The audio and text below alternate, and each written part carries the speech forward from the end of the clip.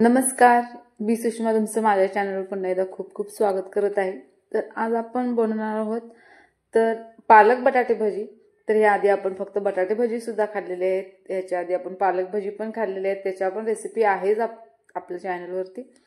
तर आज आपण दोन्ही मिक्स पण एकदम चवीला भन्नाट लागणार आहेत। चला तर ती रेसिपी कशी आहे ते आता आपण बघूया।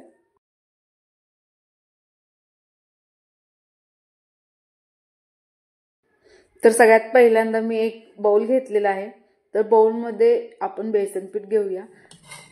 तर मी बेसन पीठ एक बाउल होईल इतकंच घेतलेलं आहे। बेसन पीठ खूप एकदम प्रमाणासह घ्यायचं असं काही नाही आहे। तर एक बाउल बेसन पीठ आहे। तर भजी करण्यासाठी कोणतीही भजी करण्यासाठी थोडंसं जाडसर बेसन पीठ वापरला तर ते भजी छान लागतात। तर त्यानंतर आपण चवीपुरते मीठ टाकूया याच्यामध्ये। त्यानंतर मी पालक घेतलेला आहे। तर पालकची पाने मी स्वच्छ धुवून अशी कट केलेली आहेत, त्याच्यामध्ये टाकलेली आहेत।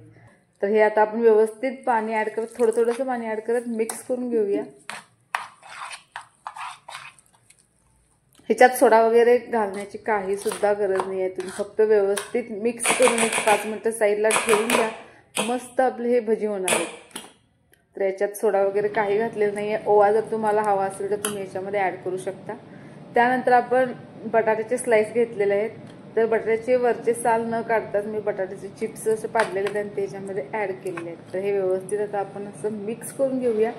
तर इकडे गॅसवरती तेल गरम करायला ठेवलेलंच आहे। तेल छान गरम झालं तर हे भजी तुम्ही चमच्याच्या साहाय्याने किंवा हाताने सुद्धा तेलामध्ये सोडू शकता। तर हे व्यवस्थित आपण बटाटा व्यवस्थित त्या मिश्रणामध्ये घोळवून आपल्याला मस्त असे भजी या तेलामध्ये सोडायचे। 1-2 मिनिटं लागतील आपल्याला हे तळण्यासाठी। तर बारीक गॅसवरतीच आपण हे भजी मस्त असं तळून घेऊया।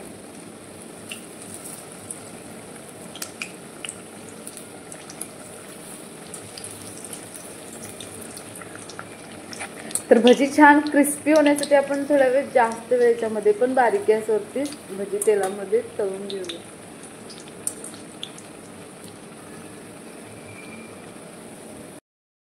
तर या भज्यामध्ये आपण अजिबात सोड्याचा वापर केलेला नाही, तरी सुद्धा भजी तुम्ही बघू शकता मस्त असे फुगलेले आहेत।